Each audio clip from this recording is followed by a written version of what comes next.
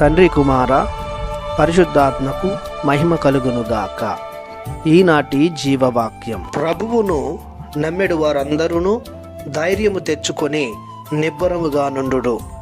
కీర్తన గ్రంథము 31వ అధ్యాయము 24వ వచనము. దేవునిచే మిక్కిలిగా ప్రేమించబడుతున్న ప్రియ దేవుని బిడ్డలారా, సహోదరి సహోదరులారా, ప్రభువగు దేవుడు తన ముఖ కాంతిని మీపై ప్రకాశింపచేయునుగాక. ప్రభువును నమ్మడమనగా దేవునిపై సంపూర్ణ విశ్వాసము కలిగి జీవించడం, ప్రభువే సమస్తమని ఆయనపై ఆధారపడి జీవించడం, ఆయన మాటలపై శ్రద్ధ పెట్టి ఆయన ఆజ్ఞలను తూచా తప్పకుండా పాటించడం. ఇలా ప్రభువుపై నమ్మకము కలిగిన వారు ధైర్యముగా నిబ్బరముగా జీవించాలి.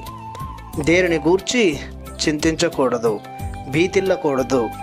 బరువులు భారములు వచ్చిన, ఆందోళనలు ఆవరించిన జంకు బొంకు లేకుండా నెమ్మదిని శాంతిని ప్రదర్శించాలి.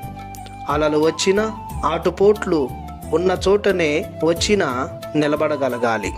అవమానాలు నిందలు ఒకదాని వెనుక ఒకటి మీద పడిన ధైర్యాన్ని కోల్పోకూడదు. ఎందుకంటే మనం నమ్మిన దేవుడు బలాఢ్యుడు. నమ్మిన వారిని, ఆయన వెంట నడిచిన వారిని నట్టేట ముంచేవాడు కాదు. మమకారం సహకారం అందించేవాడు, ఆవలి తీరానికి దరిచేర్చేవాడు. తల్లివోలే తండ్రివోలే ప్రేమిస్తుంటాడు, అండగా ఉంటాడు, ఆదరిస్తాడు. అన్నియూ తానై అంతా సమకూరుస్తుంటాడు.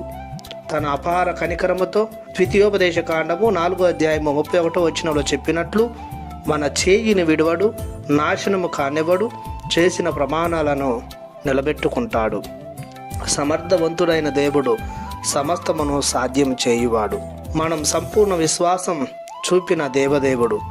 కావున ఈనాటి జీవవాక్యం చెప్పినట్లు ధైర్యము తెచ్చుకొని నిబ్బరముగా జీవించుదాం.